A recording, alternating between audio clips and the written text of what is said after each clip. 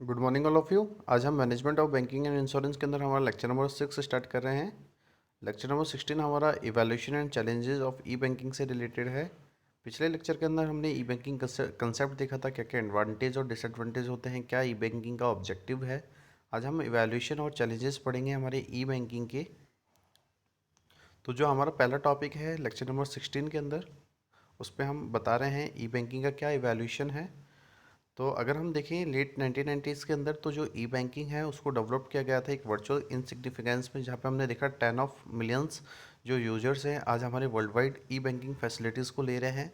तो OECD ने, means organisation for economic and corporation development 2001 ने, जो ये ऑर्गेनाइजेशन है जो कि इकोनॉमिकल और कॉरपोरेशन डेवलपमेंट के लिए है, उसने इस ई बैंकिंग को देखा। तो उसने ई बैंकिंग की जो फैसिलिटीज़ को देखा, तो उसने देखा कि वर्ल्ड वाइड के अंदर हमारे बहुत सारे ऐसे यूजर्स हैं जो इस ई बैंकिंग फैसिलिटीज़ को फॉलो कर रहे हैं। तो जो ई बैंकिंग है वो एक तरीके का प्रोडक्ट है जो कि डिफरेंट जनरेशन इलेक्ट्रॉनिक ट्रांजेक्शन्स करती है। तो अगर हम देखें तो जो करंट वेब बेस्ड इंटरनेट है, ई बैंकिंग है, वो हम देख सकते हैं कि हमारे सर्वरल जनरेशन ऑफ सिस्टम के अंदर किया जा रहा है। उसके बाद अगर हम देखें तो जो हमारी ई बैंकिंग है, मीन्स इलेक्ट्रॉनिक बैंकिंग है, अगर उसको हम देखें तो वहाँ पे हम जो सर्विसेज देते हैं ई बैंकिंग के through, that is automated teller machine, ATMs, phone banking, PC banking and house banking. तो अगर हम ऑटोमेटेड टेलर मशीन की बात करें, तो जो ऑटोमेटेड टेलर मशीन है वो फर्स्ट वेल नॉन मशीन है जो कि हमें इलेक्ट्रॉनिक एसेस प्रोवाइड करती है अपने कस्टमर्स को। जहाँ पे हम देखें तो जो फ़ोन बैंकिंग के वहाँ पे यूजर्स कॉल के थ्रू अपने बैंक कंप्यूटर सिस्टम को ऑपरेट करते हैं, जो कि एक ऑर्डिनरी फ़ोन के थ्रू किया जाता है। तो हमें अपने फ़ोन कीपैड का यूज़ करके हम अपने बैंकिंग ट्रांजेक्शन्स को परफॉर्म करते हैं। उसके बाद अगर हम पीसी बैंकिंग की बात करें, तो PC banking substituted phone banking है जो कि अपने यूजर्स को अलाउ करती है कि वो बैंक से इंटरेक्ट करें। जिसका मतलब है कि जो कंप्यूटर है वहाँ पे हमें डायल अप मॉडेम कनेक्शन की रिक्वायरमेंट होती है किसी फ़ोन नेटवर्क के अंदर। तो जो फ़ोन और पीसी बैंकिंग है वो इंटेल करती है हमारी मेंटेनेंस कॉस्ट को, जो कि एसोसिएट होती है कि हम किस डेट के अंदर अपने चीज़ों को रखेंगे, अपने डाइवर्स मॉडेम का यूज़ करेंगे, जिससे कि हम उस प्रॉफिटेबिलिटी इंस्टॉलेशन प्रोसेस को अवॉइड कर सके। उसके बाद देखें कि आफ्टर दो जो जनरेशन हमने देखी, डच बैंक ने जब लॉन्च किया सबसे पहला internet banking project Latin America में 1996 के अंदर, और सिटी बैंक ने जब डेवलप किया special E tool kit across all its branches world wide UNCTAD 2002। तो हम देख सकते हैं कि जो ई बैंकिंग यूजेस हैं, जो कि एक वेब ब्राउज़र के थ्रू एक यूज़र इंटरफेस कर रहा है, तो इंटरनेट के थ्रू जो हम डाटा ट्रांसफ़र या डाउनलोड कर रहे हैं एक सॉफ्टवेयर को, तो उसके पोटेंशियल के लिए हमने देखा कि जो मेंटेनेंस कॉस्ट है हमारी बैंकिंग की वो रिड्यूस होने लगी। तो जो यूजर्स हैं वो ई बैंकिंग अपने करंट इन्फॉर्मेशन को प्रोवाइड करने के लिए कर रहे हैं, जहाँ पे वो 24 hour day 7 days a week अपनी बैंकिंग सर्विसेज को एक्सेस कर सकते हैं। और अगर हम प्राइमरी सर्विसेज की बात करें जो कि हमें ई बैंक प्रोवाइड कर रहा है, तो वहाँ पे हम अपनी मनी को इजीली ट्रांसफ़र कर पा रहे हैं एक अकाउंट से दूसरे अकाउंट में। अपने जितने भी बिल्स हैं, electronic bills, electricity bills, phone bills, उनको भी हम इजीली ई बैंकिंग के थ्रू कर पा रहे हैं। और अगर हमें अपने अकाउंट बैलेंसेस को चेक करना है तो वो भी हम कर पा रहे हैं। उसके बाद देखिए अदर एक्टिविटीज़ के अंदर, तो जो loans, brokering, share trading, service bundling और जो भी होस्ट है हमारे अदर फाइनेंशियल सर्विसेज का, उनको भी हमारी प्राइमरी सर्विसेज में ऐड किया गया हमारी ई बैंकिंग फैसिलिटीज़ के अंदर। तो अगर हम देखें तो जो ई बैंकिंग है उसका आज वाइडली यूज़ किया जा रहा है अमॉन्ग अदर प्लेसेस। तो हम कह सकते हैं कि नॉर्डिक कंट्रीज़ के अंदर ई बैंकिंग का बहुत लार्ज वॉल्यूम के अंदर यूज़ किया जा रहा है। और 2001 के अंदर हम देखें तो जो ई बैंकिंग का यूज़ था वो मोर देन 25% ऑफ पॉपुलेशन हमारी नॉर्वे, स्वीडन और फिनलैंड में देखी गई। और अगर हम देखें तो 50% पॉपुलेशन डेनमार्क में OECD ने एक रिसर्च के थ्रू पता किया है कि इन सारी कंट्रीज़ के अंदर अगर हम देखें तो ज़्यादा से ज़्यादा जो पॉपुलेशन है वो ई बैंकिंग फैसिलिटीज़ को ले रही है। उसके बाद हम देखें तो 2004 के अंदर जो ई बैंकिंग का यूजेज है डेनमार्क में, वो ग्रोन हुआ 45%, जो कि हमें स्टैटिक्स डेनमार्क 2004 की रिपोर्ट से पता चला। और जो जीवन है 2000 वहाँ के नोट से हमें रीड हुआ कि हम कंट्रोल कर सके अपने जो भी वे हैं डीरेगुलेशन के, तो बैंक्स हमें गियरिंग करे हमारे कम्युनिकेशन इंफ्रास्ट्रक्चर को, जहाँ से हम एक कॉम्पिटिटिव एज ऑब्टेन कर सके अपने ई बैंकिंग के थ्रू। साथ साथ हम ब्रिज करें उस फास्ट बिकमिंग रियलिटी को इंडिया के अंदर।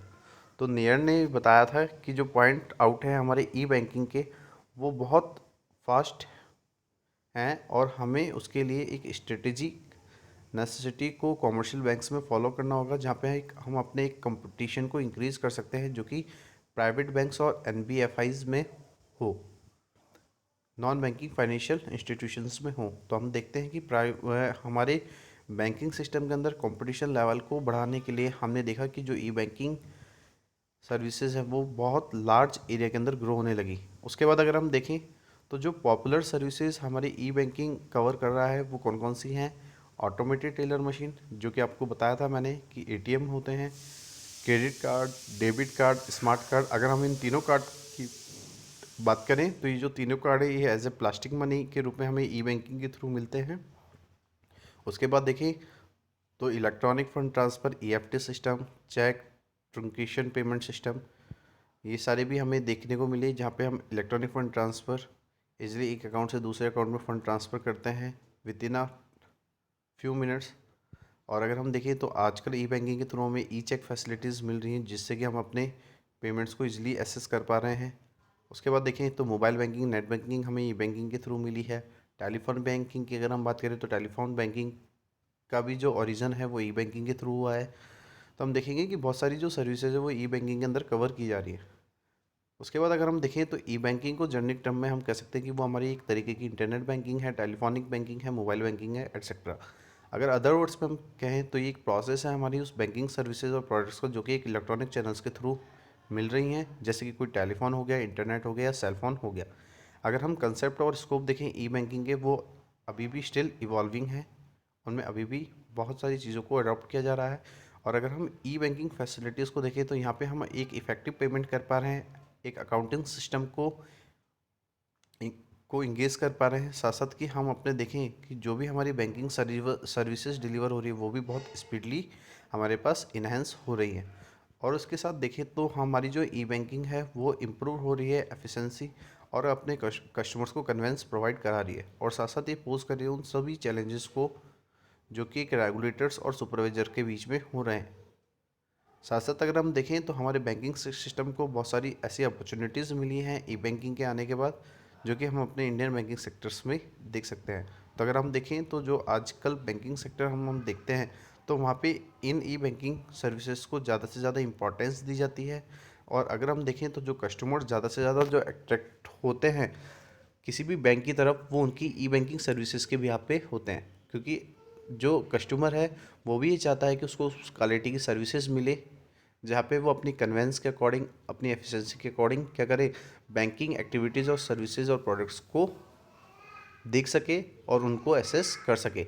उसके बाद अगर हम देखें तो ई बैंकिंग के कुछ डायमेंशंस यहाँ पे हमें बताए गए हैं, कि अगर हम ई बैंकिंग के डायमेंशंस की बात करें तो customer to customer e banking हो रही है, कि कस्टमर चाह रहा है कि अगर आप अपने किसी फ्रेंड को पैसे भेज रहे हैं, फ्रेंड को फंड ट्रांसफ़र कर रहे हैं, तो आप customer to customer e banking facility ले रहे हैं, है ना। आपको बैंक में जाने की रिक्वायरमेंट नहीं रही, आप खुद ही क्या कर रहे हैं, ई बैंक्स को मैनेज कर रहे हैं, जहाँ पे आप अपने फंड को इजीली ट्रांसफ़र कर पा रहे हैं अमंग द पीपल्स।